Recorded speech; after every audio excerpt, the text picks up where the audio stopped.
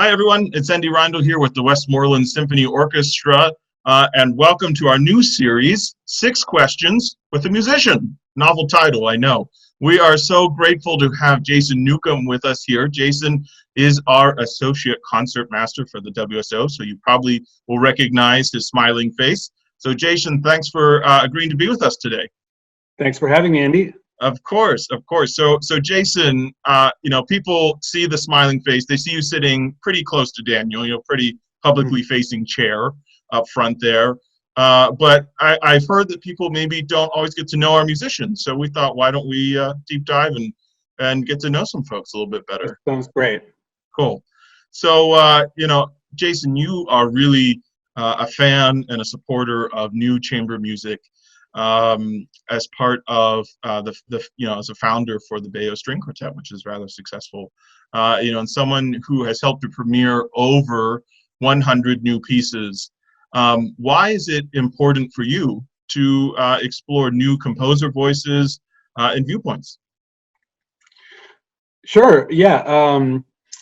Obviously, there's a plenty of let's say the masterpieces or classics that I love. But definitely the new music holds a special place in my heart. That partially sort of goes back to, I would say, when I was maybe quite a bit younger and had this realization that all these amazing pieces that I loved once were also new. Mm-hmm. That, Tchaikovsky wrote a violin concerto and someone didn't want to perform it. Yeah. that seemed crazy to me. But, that was just a product of that time. And so, I could be supporting the next Tchaikovsky violin concerto at any given time. Of course, it's not filling that hole in the repertoire, but something as meaningful, or something as meaningful to somebody else. Also, I suppose supporting new art in general is important to me. Actually, I think the best answer and fairest answer to say, though, would be that I just really like it. Yeah. Yeah, I like discovering new pieces. I actually really enjoy getting to know young composers or just living composers. I love being able to ask someone a question about the score if I'm not sure about it, instead of spending, 10 years trying to figure out what this composer meant by something. Mm-hmm. So I suppose it's multi-layers to that. Yeah, it's like peeling back the onion a little bit. Yeah. So, I know from we've talked that music has been a big part of your life, since you were very young. When did you make the decision to know that music was going to be your life's work? Most of my colleagues, friends have a great story where there's a moment where it just hit them. My brother has an amazing moment that I'm so jealous of for story time. Mine wasn't really like that. I remember growing up playing music my whole life, and I just assumed everybody was playing violin in their house or cello in their house, being in a small area. And so I don't think there was just that moment where I said, I'm going to go into music. It sort of just evolved into, at a certain point, it was more, what else would I do? This is what I want to do. And I remember somebody posing me a question when I was around 18, we're thinking about colleges and that sort of thing, and sort of saying, well, if you can imagine yourself doing something else, you should do that thing. Mm-hmm. But if you can't imagine yourself doing something else, then sure, go into music. And that sort of stuck with me, I guess. Yeah, you just knew where all the cool kids were, that's all. Yeah, that's right. Very cool. So we were talking about chamber new music and things. When you do get a new piece of music, on your stand and your emails or whatever for preparing for a concert, what steps do you take to understand the piece, the viewpoints of the composer, all that? Yeah, good question.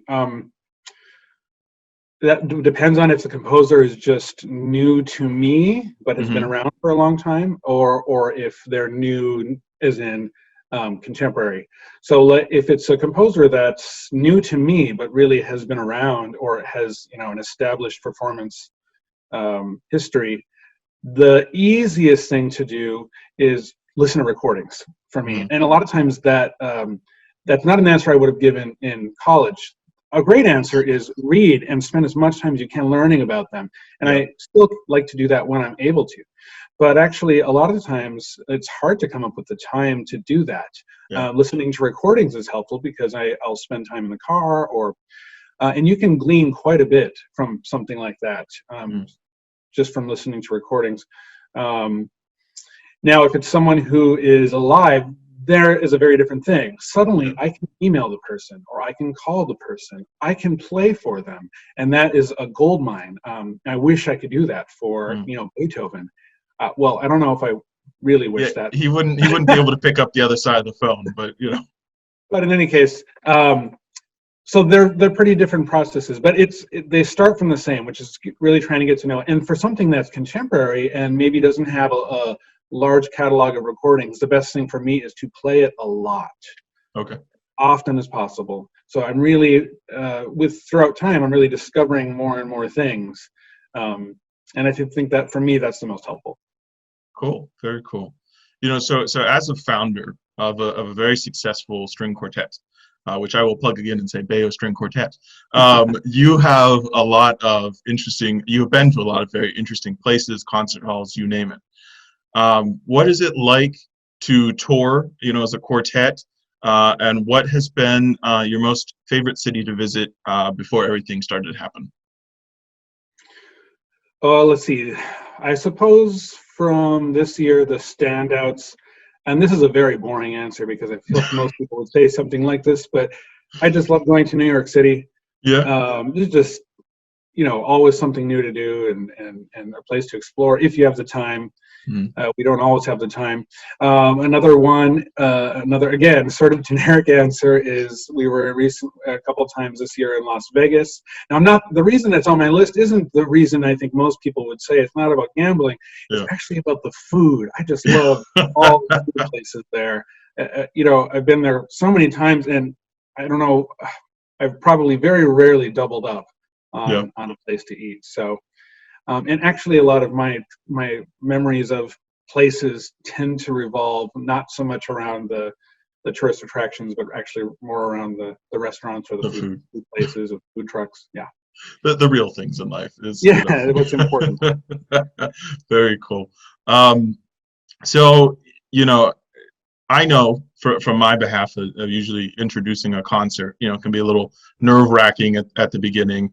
As our associate concertmaster, acting concertmaster, after I walk off the stage, what's the most nerve-wracking point of starting a concert for you?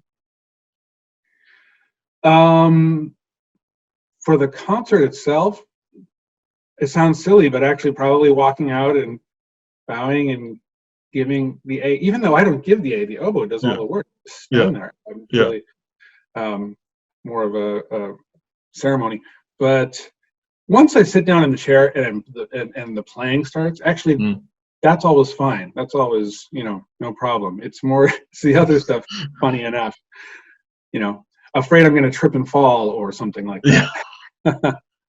That's all. Yes, I always just for fear of you have so much you have so much in your head, you're like, okay, I want to talk about this, or I want to make sure that I hit this note correctly, or I have the right finger, and then you're just like, oh yeah, look down, dummy, there's chords there, I got to be careful.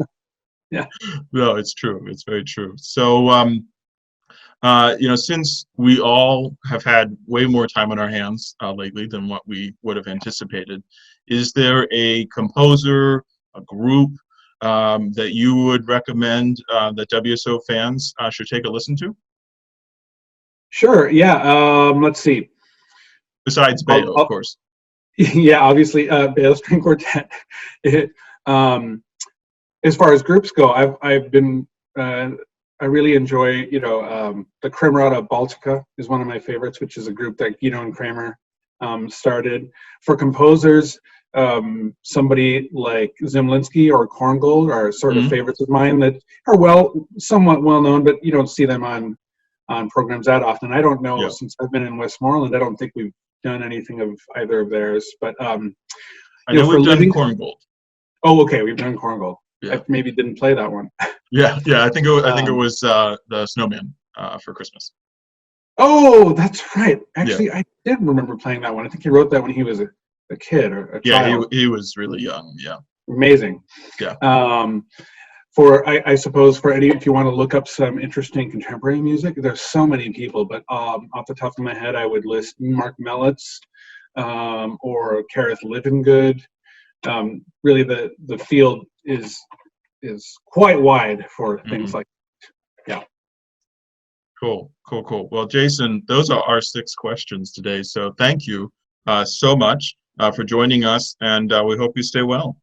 Thanks for having me. Take care. Cool.